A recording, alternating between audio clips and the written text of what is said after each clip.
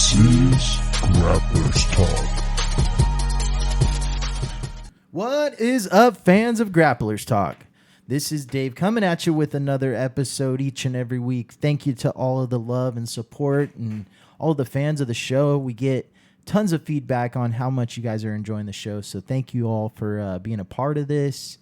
And we're excited to bring you another episode. I'm excited for this guest just to get to know him a little bit more. He is part of the... I don't take this in a bad way, but he's part of the entertainment at Arte Suave events. Like, if you go, he's definitely fun to watch and always cracking jokes and making people laugh, and very entertaining person to be around. But none other than Anthony Mercado. Did I say it right? No, yeah, Mercado's fine. Mercado. But Anthony, thank you for joining the show, man. It's been a pleasure. Just getting to catch up with you a few minutes. And how you doing today, man? I'm good, man. Thank you for inviting me. This is awesome. Yeah. Awesome to be a part of the show. Yeah. And I just wanted to have you on to get to know you a little bit more. But let's talk first about your jiu-jitsu journey. How'd you get introduced into jiu-jitsu? Why did you go? Like, was there a reason, or like, did somebody like force you into it? And did you have any buddies doing it? Like, give me all the details. How did you get started in jiu-jitsu? Oh, shit, man. So a lot of wrestler background, right? So I wrestled in high school and then a little bit in junior college at Sierra College. I wasn't the greatest wrestler at all by any means, right? So after that, I was all focused on like weightlifting, just trying to get stronger. And then this girl I was dating at the time, we were at a party, and then my former coach, he said he was opening up a gym in Sacramento in my area. So he said, "Hey, I heard you're a wrestler." Like, I said, not the greatest, you know. So he's like, "Well, here's what I got for you." So, excuse me. So he was like, "Hey, I got a proposition for you." I was like, "What's that?" He's like, how about you try out jiu-jitsu, and if you like it, right, you teach 2 days a week of wrestling, right? Some basic takedown stuff. And I'm like, okay. And then he's like, and if you do it, I'll let you train here, right? So I tried it out, but the first day, you know, I was getting fucking murked, right? So there was only like maybe like 3 guys because the gym just opened. Yeah. Right. So it was like May of like 2014. So I was like 20 years old at the time. So I did that. And then after that, you know, I felt like after the class, like, you know, like I had some like good positions. I had some, you know, some good scraps. And then, you know, like I fell in love with it. Yeah. You know, like, were you comfortable being in the room, like, because you had a grappling background, like with wrestling and stuff? And obviously it's a smaller group, so it's not as intimidating, right? Oh, for sure. But like, obviously, like it was like, I had to put this gi on. I was like, what the fuck is this? Like, you know, like I'm used to putting on like you sweater. put the gi on right away? No, like he gave me the gi, okay. you know, like, and then, you know, I'm used to like wrestling and practicing in like sweaters and sweats all the time, you know, cutting weight and all that stuff. Yeah. I'm like, oh, okay. So this is just like that. Yeah. Except it's not as like, you know, like as constricting, or it's not like trying to retain the heat as much. Right. I feel like a lot of wrestlers lean more towards the no gi classes, right? They're always trying to like dip out on going in the gi as much as possible, right? You know what's crazy, man? Like as soon as like I started getting my ass whipped in the gi, I was like magnetized. It was humbling, toward the gi. right? Well, like, yeah, it was humbling, but like I was magnetized toward it. Like, I'm getting fucking marked in this gi. Yeah. You know, no gi, like I can put up a fight, like currently with people like my similar skill set. So like that wasn't really what I was focused on. What I was focused on, I was like, I just wanted to get better in the gi. You know, like obviously my forearms are getting more swollen. Mm-hmm. You know, I see the veins popping out more. Like this shit fucking hurts. Yeah, learning the grip game is really important. You know, yeah, like it's got to be there, right? You don't want to grab something and then all of a sudden your hands go numb and you don't have good grips, right? Yeah. So yeah, exactly. And then so, you know, like so once I started like my first competition, like 4 months after that, you know, like I won my competition. What was it? It was like a pancration, like a local tournament. Yeah. You know, like, and then there was a no gi division, so they didn't have anybody in my weight in the gi division. Like I was still like heavy at the time. Yeah. You know, like I was all about focused on weightlifting and stuff. Right. So like there was not really that many people my size, so I just stuck to the no-gi, and then like I had fun with that. I got my first submission. I was like, oh shit, okay. Yeah. And then like I fell in love with competing even more, you know. Hell yeah. So keep going. I get my blue belt the next year, and then you know like I'm starting getting my ass kicked a lot more. So I'm training at Half Gracie San Francisco now. Like we drop in a lot as Half Gracie San Francisco. Yeah, that's the headquarters, right? Yeah, that's HQ. Yeah. So like I would train with guys like Jake Shields and like Nick Green. Right. Like those guys were like fucking killers, bro. Dude, if you train in the Bay Area, man, like there's so many Half Gracie guys like all over the place. Like I went to a Kurt Osiander seminar, and there's probably 100 Half Gracie guys that walked through the doors and jumped on the mats, and I was like, holy shit, man, Half's got a deep lineage here in the Bay. Dude, it's crazy. Yeah. Like just walking in, like when I first walked in at white belt, I was traumatized. Like there's so many like upper belts here. Like, yeah. Like fuck, I really hope I do good. Yeah, right. You know, and then like once they, you know, like I started dropping in a lot more. Like maybe like once a week at that time, because I was just addicted. Right? Yeah, I was addicted to jiu-jitsu. You got bit by the bug, right? Yeah, exactly. I was training like 3 times a day, just trying to get better, just trying to figure like shit out. Like obviously, I was sort of athletic at the time, right? And I just relied on my youth and the fact that like if I get tired, just keep going, right? So I would just keep training, and I think they respected that for that part. You know, like I still wasn't the greatest, you know, practitioner, but like I was okay with it. Yeah, I was okay with getting my ass kicked. Yeah, and I think that's what people like were confused. Like, you don't really value your safety that much, huh? I was like, not really. Yeah, I'm just trying to get better. Yeah, you know, it's a good approach though.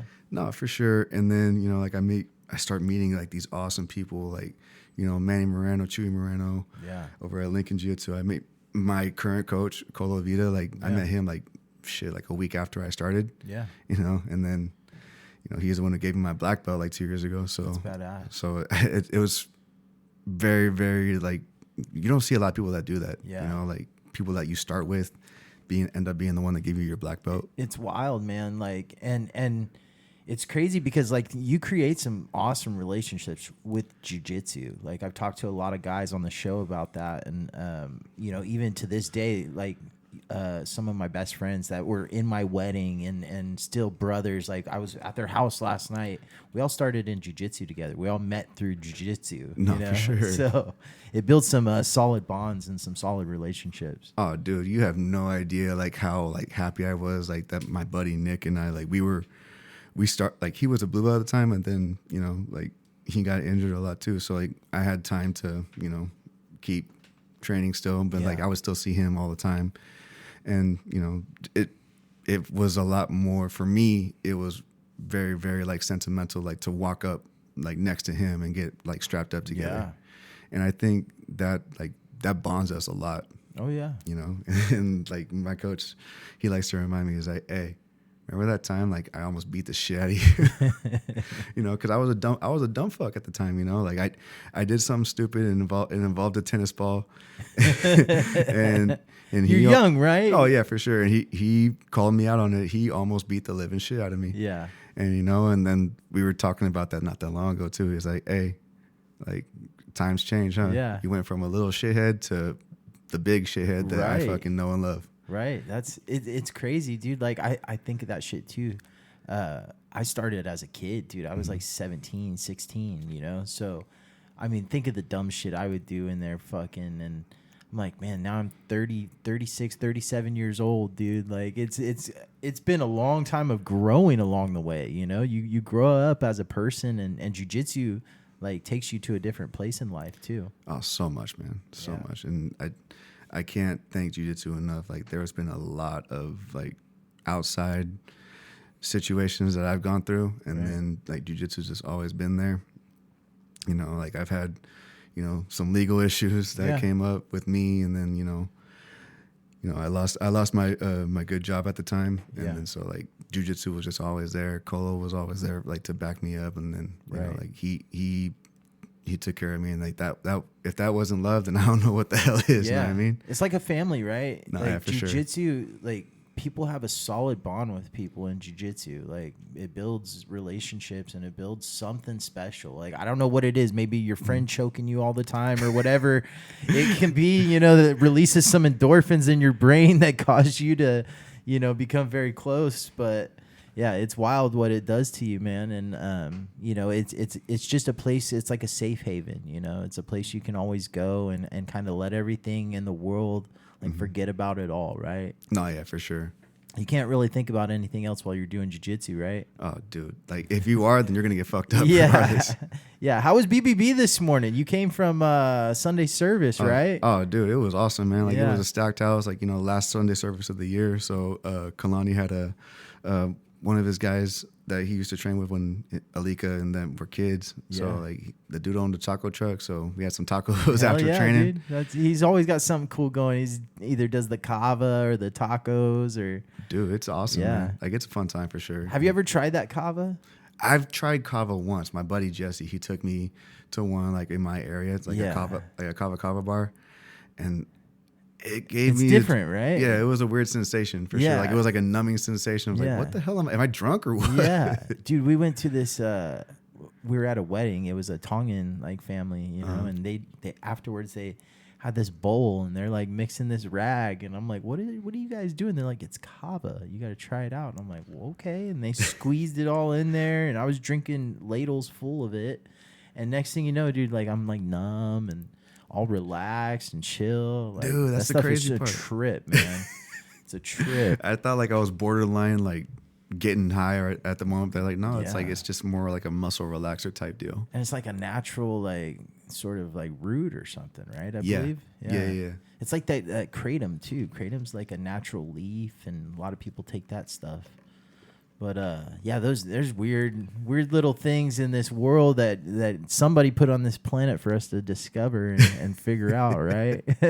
Dude, yeah, it's awesome. But so talk to me about like each like at those belt levels. You were talking early on. You did a lot of competition. Did you stay competitive all throughout, or how did that work? So I stayed competitive like all the way through purple belt, right? Okay. So when I was training with like Jake Shields and like Jake Scoville, and then like they beat the living shit out of me at blue belt.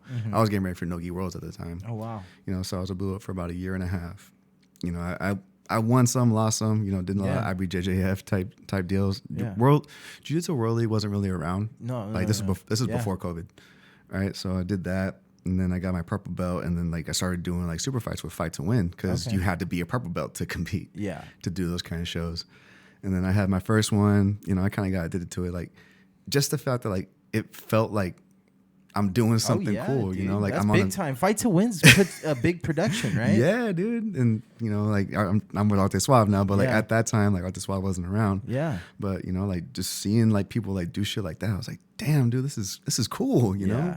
Like, I've never seen it like this for jiu-jitsu. Right. Like, other than, like, Abu Dhabi and stuff like that. Yeah. And, like, I was really, like, you know, trying to emulate a lot of my game from like Dean Lister before like the footlocks and stuff. Yeah. Like I just like the wrestler. I was a Dean Lister fan too. I had so much like admiration for Dean Lister, like jiu-jitsu wise. Oh yeah. Like, I don't really know him like outside of jiu-jitsu, but like it was, I tried to make a lot of my game like Dean Lister's, you know, like okay with the bear hugs and just trying to, you know, just keep moving forward, you know, like watching his match with him and Toquinho. Yeah. You know, Usamar Pajares. Oh, dude, he had some great ones, man. Like, back in the day, like, I was a big fan of Dean Lister and Dave Terrell. So, like, I love seeing Dave Terrell grapple because Dave Terrell was just a beast, like, maul people and bust these crazy leg locks and, you know, like, Dean Lister, man, same thing, same style. Like, those guys were just beasts, man. Yeah. You know, it's crazy, man, because, like, I had my first, like, ever ankle lock at blue belt. Yeah. And this was like a U.S. Open, the BJJ Tour. That's another. Yeah. That's a good one. Yeah, they've been around a long time. Yeah, so I think I had one of my first like big like tournament competitions like with BJJ Tour. I won, you know, my white belt. I won like on points, and then it was like kind of like satisfying for me. Like the next year when I got my blue belt to do it again, like the U.S. Open in Santa Cruz. Yeah, and I won. I think I won all of them by submissions. Nice. You know, that was when me and Yeppy were still blue belts together. Yeah, Yeppy Tomasian. Yeah, I was just actually talking. We're trying to get a podcast worked out with him. So, dude, he is a lot of people want to hear him on here. Yeah, like I think I got lucky. We had a match in the gi, and I I got an armbar on him, and I don't think I've armbarred him since. You know, like I saw him at purple belt. We were supposed to have, I think we were supposed to have a super fight like scheduled, like, and then like an injury back at brown belt. And I think an injury came up for him, and like he messaged me like, "Bro, I'm so sorry." I was like, "Bro, it's all good, man. Like, injuries happen. I get it." Yeah. You know, I got so much love for that dude, bro. Like he's solid, man. Yeah. And he's a humble guy too. He's like, a humble he's real guy. chill. He is a really good person, man. Like I see that guy. He's nothing but smiles. Like unless you're on the other side of the mat trying to kill him, then he will fucking kill you. Yeah, man. He's a beast. We were at a Stockton Jiu-Jitsu, and we were at a belt promotion for a buddy of his. Uh-huh. I remember we were both brown belts at the time, and like everyone knows this Yeppy guy. I was like, "Hey, dude, stand over here, bro. Like you're the one in front." And he was like, "No, man." I'm like, "Bro, like you're obviously hella good. Like that brown belt looks well seasoned. It looks better on you than it does on me, right?" Yeah. You definitely need to go ahead of me. But yeah, those guys are solid, man. And so you stayed pretty competitive up until you said purple belt or so. Well, so after purple belt. So once I got my brown belt, like I had my son. This was like 2020, so right before COVID Life hit, changes, right? Right before like everyone was like, you know, like social distancing, and like all that stuff. So I had my kid, and then COVID like starts to like put everyone at a stop. Right. So how'd you stay consistent during that time? Well, luckily I was like a mandated, you know, worker. So I had to, or essential worker, that's what they called. Yeah. So I had to like drive to Stockton and, you know, go to work. And then, you know, I found ways while at work to, you know, like keep myself active. Yeah. You know, a lot of like walking. There was a gym in there that I had to sanitize, and then like I can get some lifts in. Get some weights. You know what I mean? Yeah. I did stuff like that.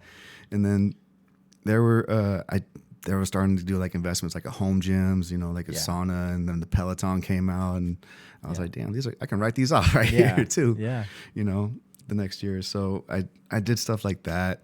And then, you know, like there were gyms that were like, hey, like we're open, like, but for like select like groups type stuff, and, you know, kept the curtains on. Right.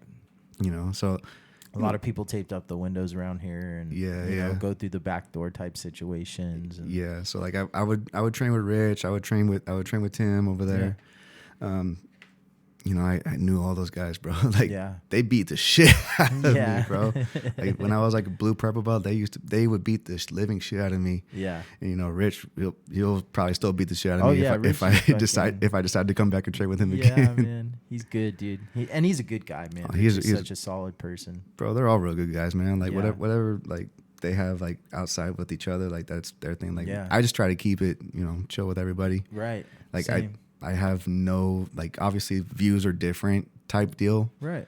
But, you know, like if the way I see it, man, like I'm just here to train. Like if you're cool with me dropping in every now and then, like I appreciate it. Like I'll come train. I'll take some ass whoopings. I'll probably give some out. Yeah. You know? Yeah. I'll make it a fair trade. Right. And then we'll be buddies afterwards, right? No, for sure. Yeah. No, yeah. We'll get some food, get some drinks, whatever. Get some tacos, right? Oh, dude. Bro, that's the thing with me when I go over to Lincoln all the time with Manny and Chewy and them and Fredo, like every time like we train like at night, there's a taco truck down the street, bro. And it's just so hard to not do it. It's like, do we sit here and have some, you know, some happy dads, or do we go over there and get some tacos? Like, which one, like, what makes it worth it? I was like, tacos are always worth it, bro. Yeah, tacos are always good, man. Yeah. Stockton's got the best tacos. I feel like, man, there's little parts of Stockton that are, I mean, better than Mexico. I've been to Mexico. I've had tacos from a taco truck in Mexico.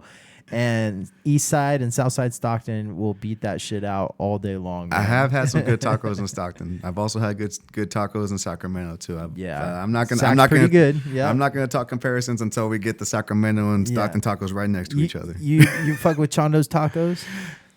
To That's them, a popular Sacramento one, right? They're a bit like overrated. Yeah, for me. Like they're pretty good. They are good. Yeah, they are good. Decent. But like to me, like it's like, you know, like it's the real. They got the real spices working in there, you know, like, so like it has its place for sure. Yeah, for sure. But for me, it's a bit greasy. What'd you say? It's a bit greasy. Oh yeah. It is. I've had some things from there. I'm like, come on.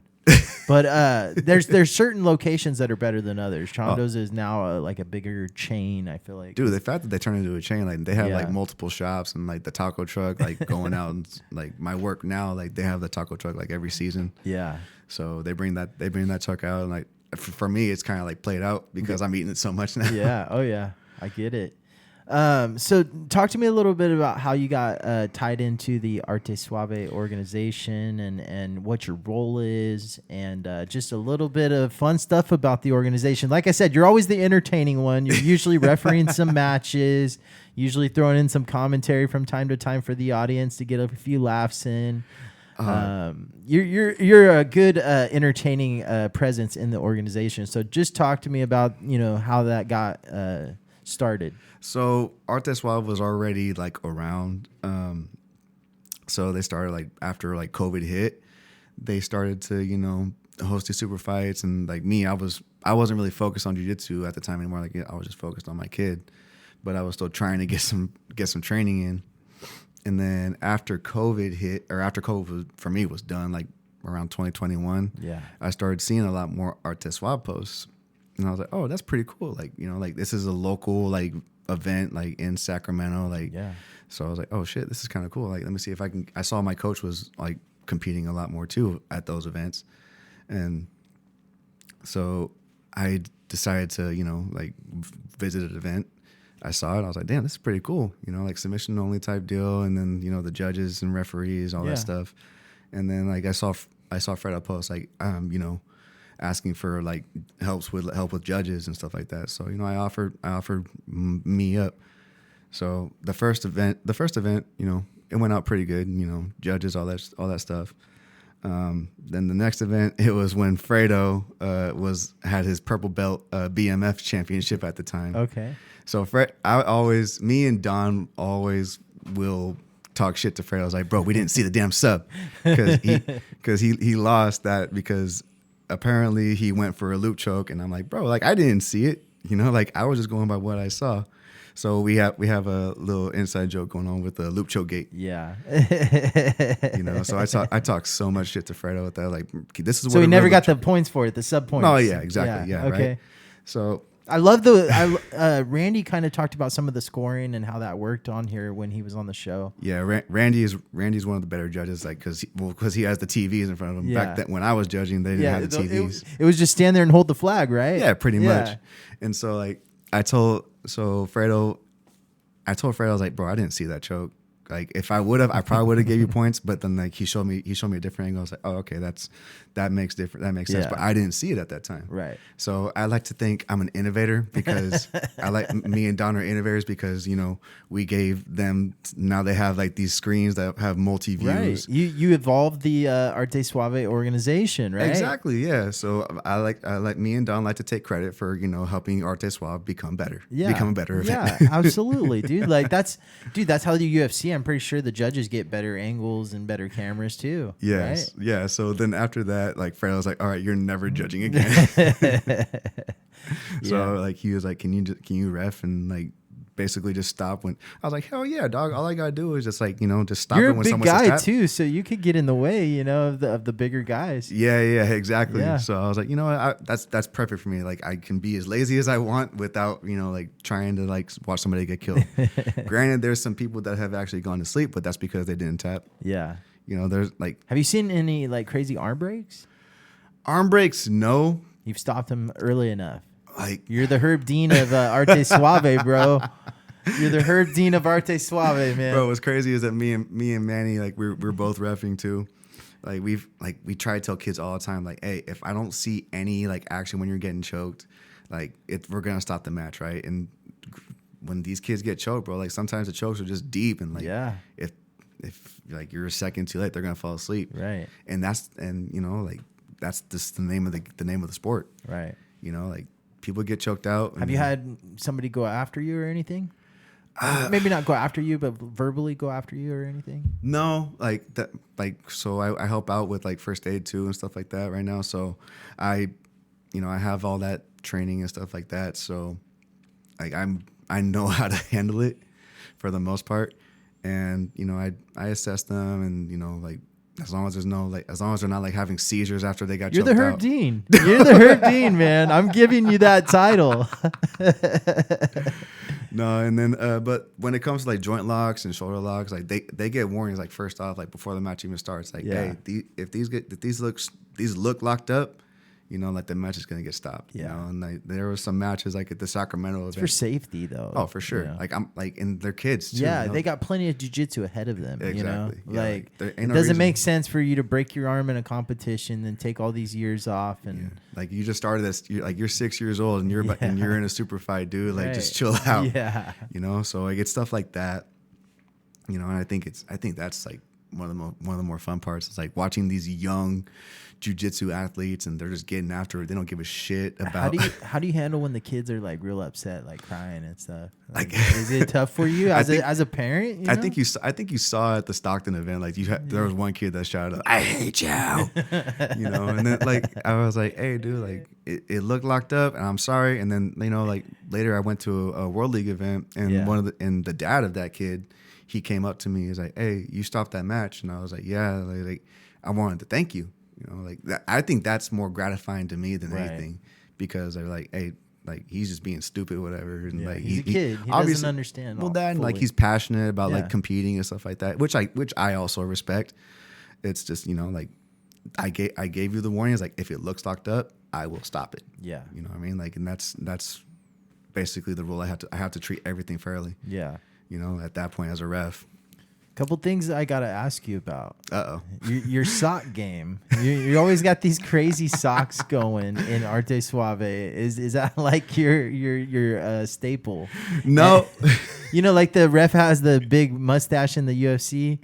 You know, that's like your sock game is like your staple. You know. Nah. So when I first had a match with this guy from 10 Planet down south, Wes Levine.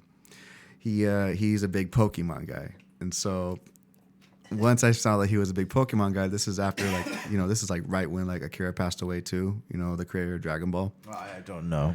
All right, so I'm a big. So this is for David Joven. Yeah.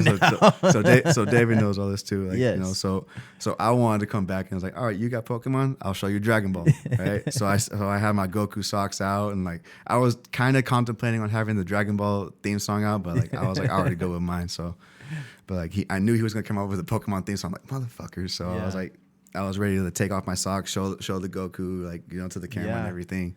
But like that, I think for me, like it's like, you know, it's just one of those habits, like those rituals that you have, like when you compete and stuff like that. Like just those socks, those are part of the give me routine, powers. Yeah, right? I wear the same kind of chonies that I wear. Yeah. You know, when I compete type. Yeah, I get it, man. I get it. They're superstitions, right? Yeah, exactly, right. Like I still wash them and everything, but like, you know, like those specific chonies are the ones that are safe. I feel you on that, man. I had the same type of stuff when I was doing MMA when I was younger. I had like certain shorts. I'd fold them a certain way. You gotta wear a certain jock strap. Yeah, I gotta wear the same cup, you know. And like, dude, this thing was all fucked up and like stretched out and like fucking. Dude, I would put that fucking cup in there and it'd fucking shift all around. Like it was fucked up. Yeah, and then like when I took them off when I was reffing and stuff like that, like I saw my feet were just getting black from the mat and everything. Yeah. So I'm like, you know, let me just keep my socks on. Yeah. You know, like it is what it is. Like I'm not the one competing. Like I'm just running towards around the competitors and just trying to make sure they get safe and they don't run into anybody or get slammed to the fucking like solid ground. Yeah. Right. So I just decided, like, you know, wear some funny socks while I'm entertaining people too. You know, do some cartwheels around them if they're like stagnant. Yeah. Kind of keep them entertained, and then they're like, oh damn, a big boy doing cartwheels. You know, and then like announcing, like I help announce, like if like we're short on people, you know, right. And you know, like I try to like I have been to events that have been like boring and, you know, trying to, you know, people don't really get that interactive with people. People need some entertainment, yeah. Of course. And, that's why Craig Jones came out in a Speedo at fucking CJI and danced around and fucking all that shit, bro. The fucking lights, the everything about I asked Fredo if I can compete in that, like during the Stockton event. He said no. So I was like, all right, there are boundaries. I know. Yeah, I get it. And there are children present, so I don't want them to, you know, be scarred for life. Yeah, I'm pretty sure there were children at CJI too. Yeah, but I think the parents signed a waiver and they knew what they were getting with Craig Jones. Yeah. What's okay? So Arte Suave's also got some big things going on. Not you guys have a big event in Vegas, right? Oh yeah. So in 2 weeks we're going to Las Vegas. We have Yeah. an event over there. Is that the first show in Vegas? Oh yeah. Yeah. It's gonna be fun actually. Yeah, that should be a big one I'm for excited. you guys, right? I'm excited for it for sure. How do you guys fill the cards in all these different areas? Like who's the person that does that? So it's more on Don's and Fredo's side. You know, the matchmaking. You know, they open up the applications, and with enough people signed up, you know, hopefully local competitors, you know, from that area. Because why would you want somebody from, you know, NorCal coming to Vegas and competing? Yeah, you want to make that area succeed. Yeah, you want to pull in the local competitors. Of course. And, like if there's no one to compete against that person, then we'll pull some people from, you know, from the staff. Yeah. Like I am going up against this guy named Enzo Boyd. Okay. He's a black belt over there, and you know he's a big boy. So like I'm taking a big weight disadvantage too. Right. So it's just like it's more to give him a match, and I know it's going to be entertaining. Like I do my best to, you know, not make it quick, and you know, and hopefully they don't just make it quick on me, but we have a good match and we put up a good show, put up a good fight. Yeah. Dude, it's pretty great about your organization to have guys that are willing to. I know Alfredo's taking matches as the promoter, right? Very last minute matches just to fill the card, and that's kind of the promoter's duty. A buddy of mine used to promote MMA fights, and I remember his first show. He had to fight on the card, you know, just to keep it going. So yeah, and like my buddy Manny's been taking fights like last minute too. And Fredo's legit asked this fool on his birthday. He's like, hey, like it's the day after he drinks on his birthday. He's like, hey, can you take this match? He's like, his wife, Fredo's wife, beat the living shit out of Fredo. She was like, you do not let this guy compete again. Like man took like 30 pounds of a weight difference. Wow. And he still won, right? Yeah. Yeah. And I was like, oh, okay. Like Manny's got this. Manny's good, man. He is. Like both the Moreno brothers are really good. Dude. Yeah, Manny is the unsung hero of the hometown hero of Sacramento, you know, for Jiu-Jitsu. He's solid, dude. Like in my opinion, I think he's underrated. Then I think he could be a fucking top athlete out there. Rice and beans, baby. Rice and beans. Yeah. Is that's his diet? Nah, that's that too, and a lot of tacos. Okay. No, man, he's super solid. His leg lock game's very advanced. He's got that awesome body type for jiu-jitsu too, where he could ball up real small and really attach to a limb or anything. Yeah, so there's this guy that we used to train with a lot. His name's Jimmy Norman. I'm sure you've met Jimmy before. He's from Stockton. Yeah. So he's a big guy, 6'4", 260 pounds. Like Manny would roll with him all the damn time. Yeah. Manny's not afraid to get down, dude. Yeah. And like I would try to mess with Jimmy too, and he's just like, you don't really value your life that much, huh? Nah, I just want to go with you and see how much you can beat my ass. Yeah, test the waters. I say if you tap me 4 times last time, hopefully you can tap me only 3 times this time. Yeah, like that's my idea of a win. Yeah, of an ego win. Like he didn't tap me 4 times this time. And you guys are tied into Jocko Fuel now, right? Yeah, dude. That's the crazy part. Don had to put in some work for that one, but you know that Jocko Fuel is now a good partner with Arte Suave. Wow, that's awesome, man. Like just to have that, like it just gives your guys' organization even more credibility. Like you guys are growing, and I've always talked about it on the show. I don't know if you've heard it, but we think that it's one of the best local shows around. And what you guys are doing, like you guys are constantly improving the show. And that's what makes it so amazing. You know, it's not just like you guys host the same type of shows, but you guys are constantly making them better and figuring out little things to change them up and make them better and better each time. Nah, for sure. And I think like, you know, Fredo's like point is like, it's not to really like, you know, take over the whole U.S. I mean, obviously that would be great if it did, but like, you know, it's just to, you know, give people an opportunity to show what they have and, you know, to compete.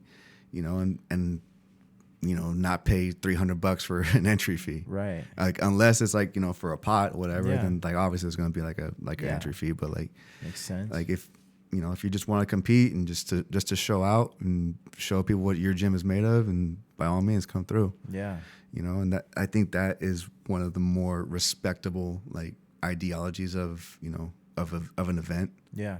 you know, but like there is also like, you know, that the idea where like you can't just go week by week. You know, sometimes people get burnt out, sometimes people get played out. Yeah. And you know, if you're on every week, then like that's cool and all, but like you gotta give these guys some good notice, some good times notice to have a match. You know what I mean? Yeah. You can't just call them like 4 days before your event. It's like, hey, you want a match? Right. You want to promote it a little bit too. Yeah, exactly. As an organization. Yeah. So I think Fredo and Don are working. They have a lot of good ideas on how to keep the event growing at a stable rate. Yeah. So I love that a lot about them, and the fact that, you know, Fredo has that label as, you know, Mr. Unprofessional. Yeah.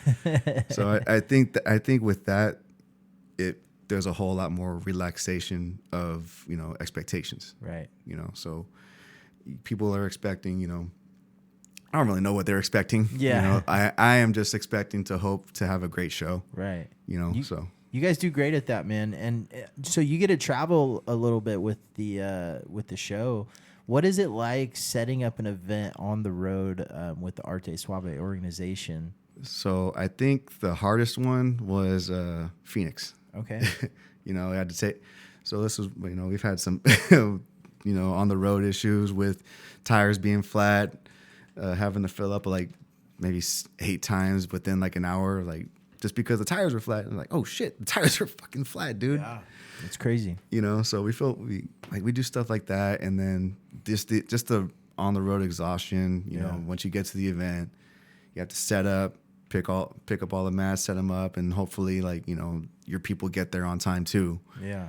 And then, you know, people are trying to get in while you're still getting set up, so you're just trying not to look overwhelmed or trying not to look so stressed out that these people are like, damn, these people ain't got shit together. Yeah. You know, so for me, Phoenix was one of the harder ones. Yeah. You know, it was hot at the time too, but like the first time they went to Phoenix, I didn't go, but I heard that was a big Yeah. Like what do you think it's gonna be like in Vegas? Vegas, dude, I'm just hoping it doesn't fucking snow. Yeah. You guys are expecting snow? I'm hoping it doesn't. Yeah. You know, like when we went to Reno, we barely made it. Like, shit, dude. That was during like San Jose Open too. Yeah. But like we went to Reno, like we had to leave early so it didn't get snowed in. Wow. Dude, we've had people that came from Fresno. Yeah. Like there was some big rig accidents that fell over like cliffs and stuff like that. Like one of those windy roads up there, like in Truckee area. So it was very, very. How do you guys travel with the with all the equipment and all the stuff? Do you guys have a couple trailers or something along those lines? Fredo just invested in this big rig. Okay. That you don't need a Class C license for. Like it barely just met the cut for that trucker's license. So that built up a lot more space and hopefully a lot more opportunity for you know, to improve the show. Like you know, bring a little bit more light to it too. Yeah. You know, Jason does a really good job with the highlight reels and everything too. Jason and Ruby over there, they're in Merced area. Okay. But they come in here and they do a great job with the videography. That's awesome. Yeah, you guys do have some good stuff. And then the video screen that I see from time to time at the events. Oh, that's new pretty too. Badass. Yeah. I think that happened this year. Yeah, that's pretty badass. The video screen is really tight. Yeah, and we were trying to see if we could get like some streaming access like during one of the events, like to, you know, have like another promotion on. Yeah. But I think Fredo and Don cut that because they didn't want to get sued. Yeah. Which I'm like, that's fair. That's fair. Yeah, it was probably the UFC Noche, and there was like 4 events that day. Or yeah, something. Yeah, it was. And I was like, damn, bro. Oh my lord. I was like, where the fights at? They're like, nah, we ain't doing it. And Yeah, I was the one over there with my laptop streaming. Everyone kept looking over at my laptop. Yeah, I was like, what's up? What's going on over here? Yeah. Now something that's a new fad in jiu-jitsu is that wall right around the outside that CJI did. Oh, the ramp. The ramp. Yeah. There's a lot of different names for it, right? Mm-hmm. Some gyms across the country are putting it in certain situations. Some are, you know, putting it in for training purposes. Has Arte Suave considered anything like that for the future, or can you enlighten us to anything like that? I can tell you that Fredo is putting in some work and that hopefully there will be some new additions to the Arte Swap show, hopefully next year. Okay. But I like the sounds of I that. cannot give you a time frame. Yeah. But I do know that there will be some, hopefully some additions to the show, and we can make it more exciting again. Very cool. Because I honestly, me and Manny, I know Manny's small ass is tired of stopping my big ass from going out of the damn mat. So, I'm pretty sure that hopefully something like that can come to fruition. Very cool. Now that changes the production value a little bit, right? You got to make sure that you can still see everything. You got to make sure the seating or something along the lines is to where the people can still enjoy the action, right? Yeah, and I think they're also taking that into account too. So there needs to be something in works. Yeah. You can't always have a show in front of at a charter school, Right. So yeah, I think it is what it is. Very exciting though. There are a lot of organizations. I seen a couple up in Washington that are trying to add it and things like that. So I'm excited to see where jiu-jitsu goes. Dude, it's always growing, man. Yeah. Like even these newcomer white belts, bro. Like they're always trying up new stuff. Always new guys coming up, right? Oh, not for sure. And all the new athletes, Yeah. they're just bringing in new ideas and new movements and a new look. Yeah, for sure. Yeah. Yeah. Do you think it benefits you, obviously having a solid wrestling base, wrestling through high school and junior college? Do you think that like helped your jiu-jitsu more, or do you think like at certain points it might have hindered some growth with your jiu-jitsu? Yes. But so I say yes because there's been certain situations where like, just the fact that like I'm tired, I'm gassed out, but I do need to continue on with the round. But the hindrances, like for me, it's been, being comfortable on my back. It's been like, I didn't develop any type of like good guard until like purple belt. Yeah. Like I was good with half guard, but like a lot of wrestlers and bigger guys are good with like half guard. Yeah. But like I didn't really focus on developing a guard until purple belt. Yeah. And I think that, like Half actually told us this phrase is like, hey, the submissions are gonna come, being on top is gonna come, right? Like you're gonna have that control, but you really need to fucking work on your guard. Yeah. Because once you're able to develop a good guard, everything's just gonna like come into play. Yeah. And once I started like focusing on, like doing close guard, like Half would lay into us like, hey, don't fucking open up your guard unless you're fucking getting that sweep. Yeah. And like I tried to take that to heart, and I have a lot of bruises on my ankles and shins just from trying to keep it closed. Yeah. Especially on bigger guys, and like sometimes that shit just hurts. Yeah. Oh yeah, dude, it's tough. Yeah, you got to have a good guard game for sure. Like that's important in jiu-jitsu. You got to a good guard game will allow you to develop a better top game for sure. Like for sure. You just got to be comfortable there. Yeah, especially if you get your guard passed like all the damn time, like how I did, like just starting at guard. Yeah. Like eventually, like it's gonna click. Like, oh shit, like my knee's supposed to come in, and like my hand placement comes up here, right? And it just starts coming into a flow. Yeah. And it's just reps and reps and reps of getting guard passed and figuring stuff out. Like, where is this going towards? Yeah. Yeah. It's important, man. Like, a good guard game, like it's so key to like, you got to be able to stop people, and jiu-jitsu, like, like you said, opening up the guard only to sweep, right? It's important, like, and that allows you to control the top game, right? And usually a sweep leads to a submission, right? That's how it should be. Yeah. And I love sweeps, man. I'm a long leg guy though, so I've always tried to play a nice guard game, throwing some spider guard, throwing some open guard, throwing some De La Hiva. But having a good closed guard is important too, and be ready to sweep at all times, right? Dude, for me, like it was the first sweep I ever learned was like the over the head sweep. Just getting the feet on the hips and just tossing them over your head. Like I started People calling fly, dude. I did that to a heavyweight just a few weeks ago, man. It was scary as fuck, dude. He's heavy boy. I did it one time at blue belt. This guy, he's a lot bigger than me, and I started tossing him up, and I just started like the child in me was like, wee, Yeah. like, just toss him over my head. And he's like, this guy's just making fucking fun of me. I was like, honestly, I'm not. I'm just trying to have fun. It just felt like surreal that I actually hit the sweep. Yeah. And then, like just sweeps like that. And then the giggler sweep, Sean Roberts actually taught it to me, from half guard. Yeah. Just that little, just that little trap and movement, little hip movement. And Right. like, oh shit. Like this, it's so Yeah. like Simple stuff. Yeah. Yeah. And Sean Roberts is a really good, addition to my game as well. Like, especially from that half guard, like that, that sweep itself, it opened up a lot of opportunities for me, to come up and wrestle up, or come up with the sweep, or come up with come underneath for leg locks and shit like that. Yeah. Dude, and then that, it was really, really great for my game. Right. Really. Sometimes there's things you pick up along the way that catapult you.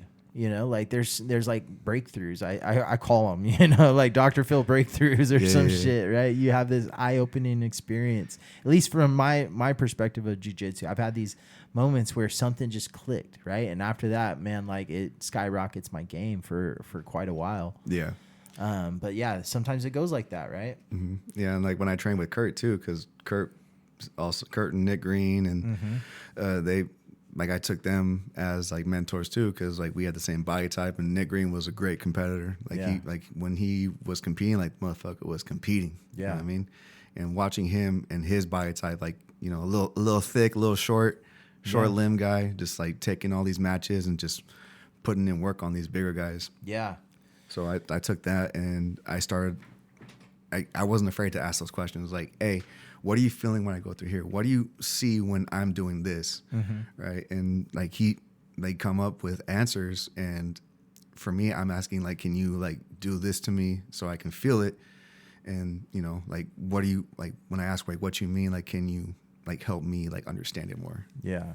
So I think asking those questions too, especially when you're competing, always be open to asking questions. Yeah. Especially even at black belt too, especially at black belt. Oh yeah. You gotta have an open mind, right? Yeah, for sure. You can't be the guy in the room that knows everything, right? Yeah. You're not gonna get very far in jiu-jitsu that way. Mm-hmm. Right? Exactly. Everyone has certain positions or certain things in jiu-jitsu where, we need to learn a little bit, right? No, not everything's gonna come natural. Mm-hmm.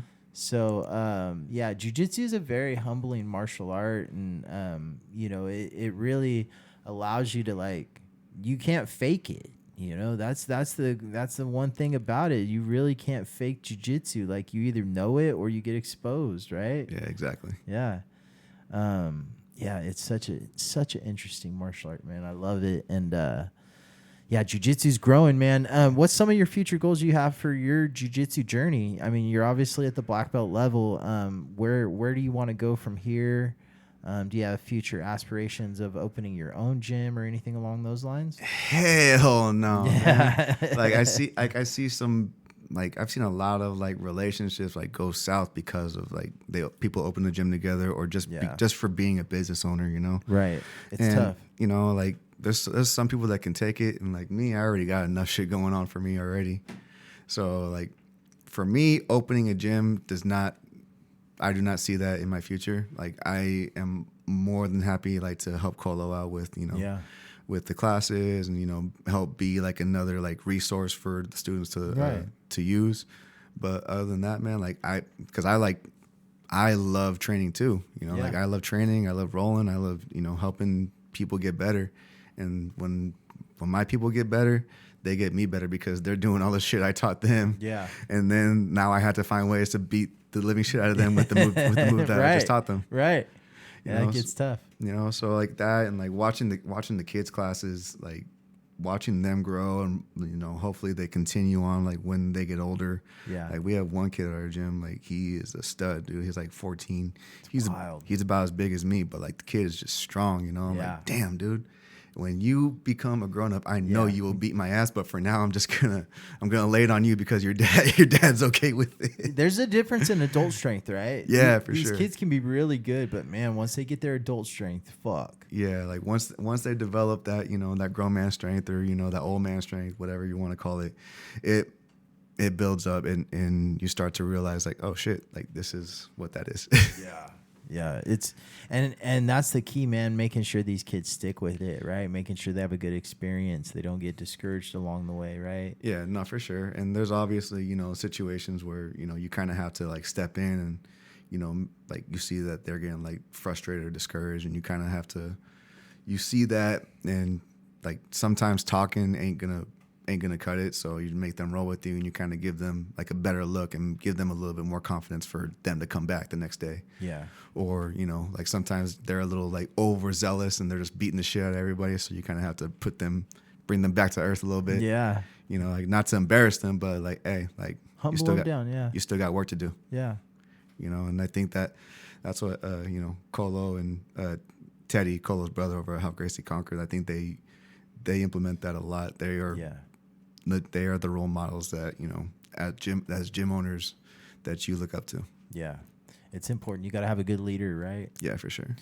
How do you get ready for competition? What's your training regimen? Like, do you step it up a notch? What do you do different in your diet? How does it work? So when I'm cutting, I don't. You cut weight? Yeah. How much weight you cut typically? When I fought Angelo, because it's same day weigh-ins, correct? Yeah. When I fought Angelo, I was 230 at the time, and we were supposed to go down to 210. Yeah. So I think I had like 6 weeks to start doing it. So, like it wasn't the healthiest way, but like it's like I started like, like obviously eating a lot less, and then. So that's what, 20 pounds, right? Yeah. 20 pounds. Yeah, That's 20, a lot, man. Yeah, like I used to do You're worse. a wrestler though, right? I used to do worse back in high school, Yeah. man, like with the sauna suits. What'd you cut in high school? Shit, man, like obviously it wasn't healthy, but for me, like I think I was 195, 200, like because I played football, and then wrestling was like right after. Right after wrestling, I was about right after football, I was about 200, and I would cut down to like 170. Oh wow! Yeah, like obviously, like it was more like Did you have? You're a little bit younger than me. Did you have those hydration tests in high school? Yes, those How'd hydration. you get past those? I mean, obviously, it was like water consumption, like how much water you consume, like, and based on the level of hydration that you give them, like they'll give you the healthy rates of what weight you can cut to. Yeah. So for me, I cut down to like 170, 165. And it keeps getting lower and lower, man. Yeah, it was dude, like so 180, 170, 165. Yeah. Like, Yeah. damn, bro. Yeah, dude. So like the big thing for me, like when I started off at like 195, my coach would be like, all right, you're going to go down to 170. Wow. Or like you're going to do 184s. Like, all right, cool. Like I only have this much weight to cut. Wow. And then, like sometimes like, I get my ass beaten the wrestle off or whatever. And then my coach decides like, hey, you should cut down to 170. Yeah. So like that's what I did. Yeah. And like for me, it was just wearing sweaters, wearing sweats, and just keeping the head down, just keep working. Did you like chew gum and spit it in a bottle or anything? Oh, dude, like I would chew on Skittles and spit the juice out just to get all that saliva out. Yeah. Like, I'm losing weight. Yeah. Like I could barely. I remember seeing wrestlers fill bottles of fucking spit, dude. On fucking like that quench so gum. Gross. That it's quench so gum damn shit. Gross. Yeah, they just spit it fucking in bottles all day long. It's I'm like, so dude, damn you guys gross, bro. They'd tape up the bottles with electrical tape so the teachers wouldn't fucking see all the spit in there, dude. That's fucking nasty. Yeah, my teacher would. My biology teacher, she would like see it and then she'd like toss that shit out now. Do not come in my class with that shit. Yeah. So.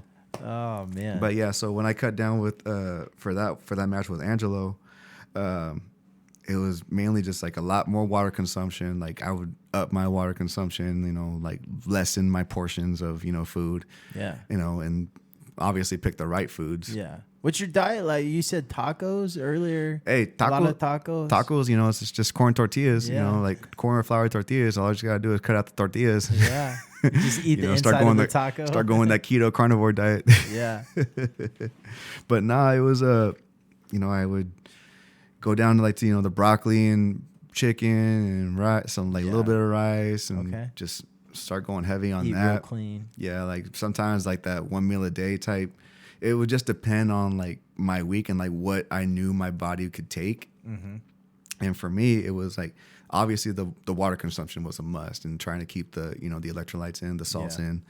So like when with the amount of water I drank, I had to like have some salty food with it too. Mm-hmm. So I would, like if I was snacking, like it would mainly be like cashews or like some salted almonds, whatever. Yeah. But like, when I have the opportunity to cut, or like when I get the, request to like cut some weight, then like I'll do what I can. And Yeah. if I tell them like, hey, like I can't, or like, then, I'll talk to, whoever and say, hey, you good with this? He's like, yeah, it's fine. Yeah. know, Negotiate a little bit, right? Yeah, typically they're good with it, but if they're not, then it is what it is, and you just gotta suck it up and just give them what they need to, and then I'll get pissed, and then I'll let them have it afterwards. Yeah, yeah. So I kept sending Fredo videos that I was at the gym or that I was in the sauna. I flip them off, say this is your fault. Yeah. So Fredo was always entertained by it. His nickname for me currently, it was Tubby Moore, and now it's Topo from Dragon Ball Z. It's another Dragon Ball Z reference. Yeah. He will always be my little Yamcha. For those of you who don't know, Yamcha gets killed every season. That's pretty awesome, man.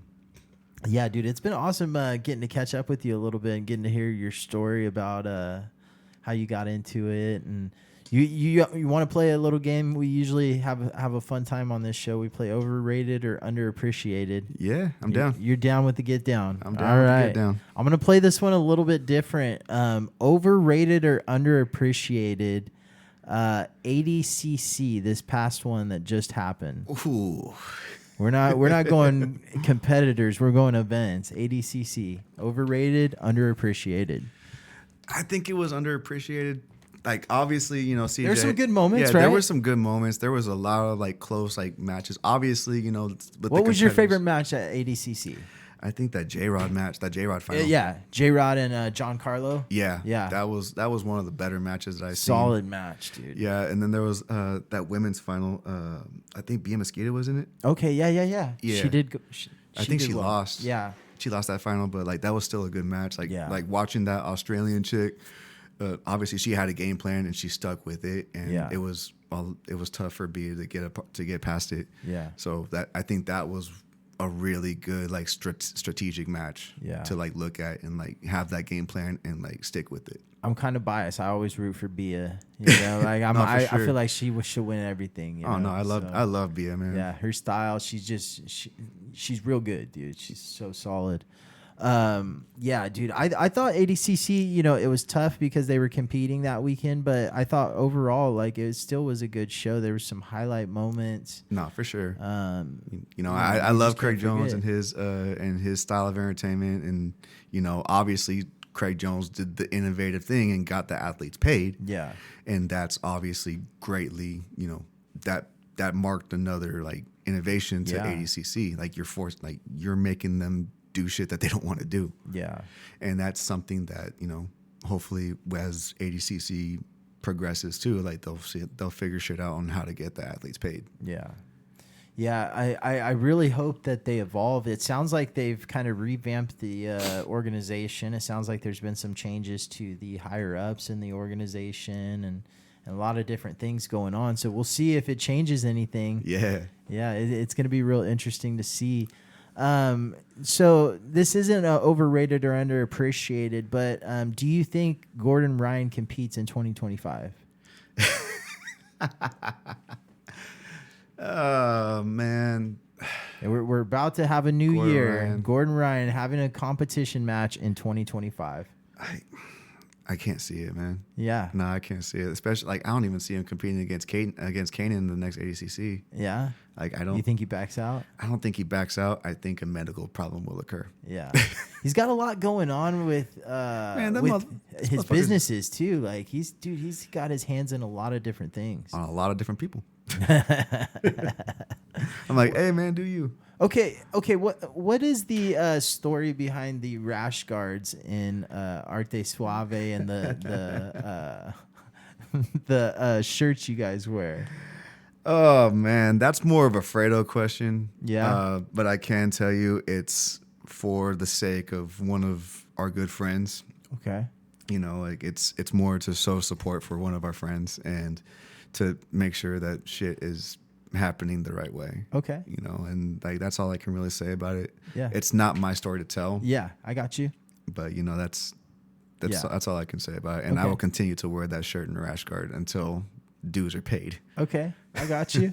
I got you. That's interesting. I've been trying to get Alfredo on. We've been working something out, and our schedules haven't lined up yet. But he should be on soon. So I was trying to press him to come today with me. I was like, Yeah. we could have just came on today together. Yeah, that would have been badass. Yeah, Yeah. I would have had no problem. I got a third mic right over here. So Yeah, but you know, like obviously Fredo overslept, and you know, like I can continue to talk shit that I'm better than him. yeah, yeah. You made it to BBB, dude. I am not gonna lie. I'm a little hungover. I don't drink very often. But you had a celebration. Yeah. You had a valid celebration that you needed to too. But I will say that Will and Kirk will talk a lot of shit because they were out drinking until 4 a.m. Yeah, that's pretty solid. I'm old man though. Those guys are young bucks to me. You know? Yeah, they are. They're babies. Yeah, dude. I'm almost 40. I just turned 30, but like now, Yeah. but now that you know the winter came, I can feel the Oh, aches yeah. and pains in my joints now. I'm like, damn, this is what 30 feels like. We were drinking last night at a bonfire, and it's all my buddies, and we haven't been all together in probably like maybe 15 years. Maybe not 15, maybe like 12 plus, but all in the same area. And we had a buddy down from Oklahoma, one from Idaho, and like, dude, it was just a cool moment. And my buddy, who's a black belt under Rich at Stockton Jiu-Jitsu, he's like, Dave, I'm a little disappointed you didn't do a gauntlet. And I'm like, yeah, you know, it was like a family, you know, promotion. There's a bunch of people watching. Do you and guys shit celebrate like that. gauntlets here? We usually do, but this was for the black belt. We didn't. So I've heard that. Yeah. I know some organizations or some gyms, they don't do gauntlets anymore. Some of them Yeah. do shark tanks. Some of them just cut that out completely as because it's a form Yeah. of hazing. Like it's obviously a tradition. I do them for belts. No, for but sure. for black belt, it was a little different because like we were doing we started training at like 9 a.m. Yeah. and like noon, family started coming in and stuff like that. And there was like my daughter watching who's 2 years old, and like I think it would have been pretty traumatizing for her to see me run a gauntlet. You know what? Like Yeah. for me, that point of view is like there's like I respect all points of view Yeah. for me, but like for me, I think the gauntlet is something that is earned. Yeah. Obviously, Oh, because absolutely. like obviously you earn that next step, and people see that as a cultish type Oh, deal. yeah. Which You have to I run can the see that gauntlet. perspective too. Yeah. Like I'm not saying I'm against it. I'm not saying like this is the cult that we're looking for. I'm just saying like I grew up on it, right? So like you earned this spotlight is on Yeah. you for earning up the next rank, Right. so like let's do something Yeah. to celebrate it. Like like this is going to be the hardest, like I see it as this is going to be the hardest moment for you in this belt, Right. like taking these licks. Yeah.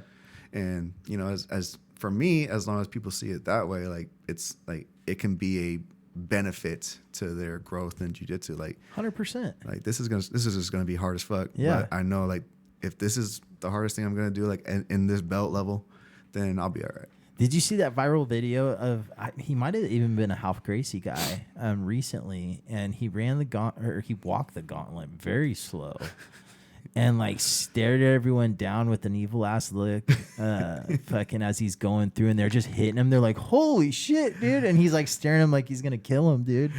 And he walked it, dude, very slow the whole time. Kind of stopped and looked at each person after they hit him. But yeah, last night we were drunk by the bonfire. My buddy, who's a black belt, he's like, "Hey, dude, we got to do your gauntlet."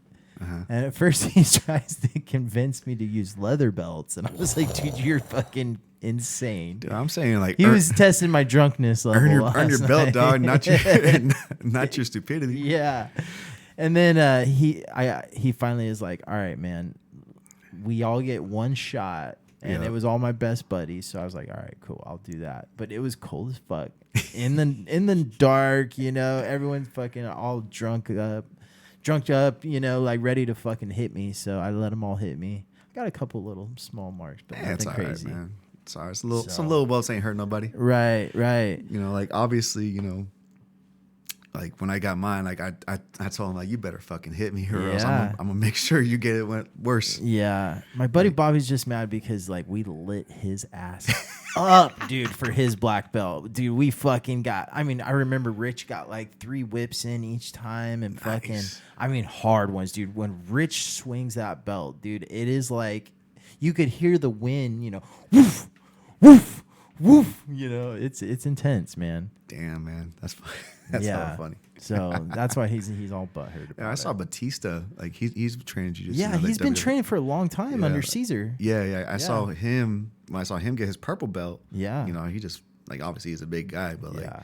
watching him walk through the gauntlet like that, he just like kind of like laughs at everybody and just Yeah. like looks at them like, "Ha, you weakling." Yeah, dude. I've seen some crazy ass fucking gauntlets, man. Like I've seen good. I've seen, dude. The one in Stockton Jiu-Jitsu though was pretty fucking intense, bro. Like Yeah. it was solid. Like certain people hit the end of the line, and the end of the line was like Rich and a few black belts, and like me and like friends of the other guys. So, dude, we were just lighting them up, man. Like, Yeah. it was a violent gauntlet. Yeah, we had promotions at Buena Vida too. Back on the 14th. You know, we had some guys that took some licks, some ladies took some licks. You know, and, Yeah. like some of them took the walk, and then some of them just ran through it. Which, you know, I'm not gonna talk shit. Like you, as long as you got your licks, like Yeah. You deserve that belt, Right. You know what I mean, like, but that's my perspective, Yeah. you know, and especially like coming from, you know, a very traditional like style, Yeah. you know, I think that's very, very, you know, a necessity. Yeah. Either that or a Shark Tank. I can't hit the women when they come. I like do this little soft little. I can't do it, man. It's 2024, dog. You know, no, I got some badass ladies on my gym, and they are expecting to get some hits, like, you know. I bet, dude. You know, they like, if you don't, like some of them will shun you. Yeah. they'll give you the look of death, like you're first. Yeah. Oh yeah, dude. Women are fucking ruthless, man. Yeah, bro, they're Yeah. crazy, bro. Like they're ruthless. yeah, there's this one at my gym. Her name's Sandy. I call her. She's my jiu-jitsu mom. Yeah. But, you know, like rolling with her, she's a lot lighter than me. Like she's maybe 120 soaking wet. Mm-hmm. Like, you know, and then like when we roll, like she'll get my lapel grip, so she'll shove her foot like down under my chin into my fucking Adam's apple. I'm like, what the hell is this? Like she plays don't care, she don't play no shit, man. Yeah, she knows. Like being that light, she's got to fuck you up, really. Yeah, Like, yeah. She got to be ready to kick your throat out, dude. Yeah, no, like, she can get mean, bro. Like, Yeah. like watching her, and she is the women's instructor Yeah. at the gym, and she is a great instructor as well. And she's also a great role model for the ladies too. Yeah, that's awesome. You got to have somebody like that, you know. You know, women's groups are like, you know, they need to be motivating, right? They need to have someone they can look towards and kind of have a group that they can cling to, right? Yeah, no, for sure. And obviously, like, you know, like it's that level of comfort. Like, how comfortable are you? Like, Right. you know, people do co-ed, which, you know, I respect as well. People like my thing is like, hey, whatever gets them to start training and whatever gets them to, you know, continue on with it, right? Maybe they'll do a co-ed class every now and then just to see like where they're at, and then they'll come back to their level of comfort with the ladies class, and then you know, then go back and they'll do just basically get some more reps in. Right, right. The ladies class just gives them a little bit more confidence to try things that maybe they don't try in the co-ed classes, right? Yeah, and I think that's perfectly reasonable. Yeah. You know, like obviously like there's some strength and weight differences. Oh, yeah. And, you know, like you need to go at your level of, you know, strength and, you know, Right. all that stuff. But, you know, like I always say, like, someone your size ain't going to attack you. Yeah. You know, but like it has its place. Yeah. Right. Like if you can fuck up a 230 pound, you know, bigger like turtle, then you should be fine. Right. Euler Gracie said it like this. He said he would always train and drill, like if he was working on a new move or something like that, he would drill it on the weaker people. Yeah. So he could really identify different points of the move, really try to improve the movements and stuff like that, and also to gain the confidence. You know, if you try it on somebody that's hella good all the time and you're not getting it, Yeah. you're probably going to abandon it eventually, right? Yeah. So, and there's that 1,000 rep rule that Kurt always was by, like, right? Yep. You do one move 1,000 times, like, yeah, like you start off shitty at it, but if you do it 1,000 times, like you're gonna Right. get really, really good at it. you're gonna get a lot better at it. That's Yeah. very true. Yeah, man. It's been an honor having you on the show, dude, and I really appreciate your time and just to get to know you a little bit more, get to know a little bit of the behind the scenes on Arte Suave. I And appreciate that, man. Thank you for having me. Yeah, man. I'm just going to give you a couple minutes to shout out whoever you'd like to, thank whoever you'd like to. But once again, the floor is yours. And shout out to the Buena Vida Familia, you know, Colo, Teddy, Chad, Nick, Andrew, all the crew that, you know, that makes that gym, that place. You know, that's my home gym, you know, over in West Sac. You know, and then, you know, shout out to Ephraim over at Obicano, over the guys at Arte Suave, Fredo, Don, Randy, you know, Manny. Like all I want to do is just watch them succeed. You know, like this ain't my event. This ain't my thing. Like I just love watching my friends do good. You know, and that's all I can really say about that. But you know, like again, thank you for having me, brother. Yeah. It's been an honor having you on, man. And where can we find you on Instagram? I'm on Instagram. Yeah, Anthony_J_market. You know, I don't really post a lot of shit. Yeah. You know, it's sometimes I'm posting training. Sometimes I'm posting me eating, you know, big back food. Yeah. You know, so eating some tacos, some tortas, all that stuff. Yeah. But you know, like it's not that much entertainment as it is. But yeah, go check him out. He's an awesome guy. He's always entertaining you at the Arte Suave events. Mm-hmm. When's the next Arte Suave event that we could go check out? So there's one in January, and we have one in, I think it's San Jose in February. Okay. So the Vegas one is in January. Okay. And then January what? January 11th. January in Las Vegas. 11th. If you're in the Vegas area. Yeah, and then we have another one in February coming up. I don't know the exact date, but I know it's mid-February, San Jose area. Okay. Nice. Yeah, and you guys are always doing local shows too, so hopefully we see you around the local circuit, and you know, go check them out. Arte Suave is one of my favorite organizations. We talk about them all the time, but Anthony, once again, thank you for being on the show. Go check out Grapplers Talk. Give us a like. Subscribe to our YouTube channel. Go give us a review. Reviews go a long ways with podcasts, so if you could help us out with that, go give us a follow and a review. And help us out. Once again, this is Dave with Grapplers Talk, and we are out. Us. This is Grapplers Talk.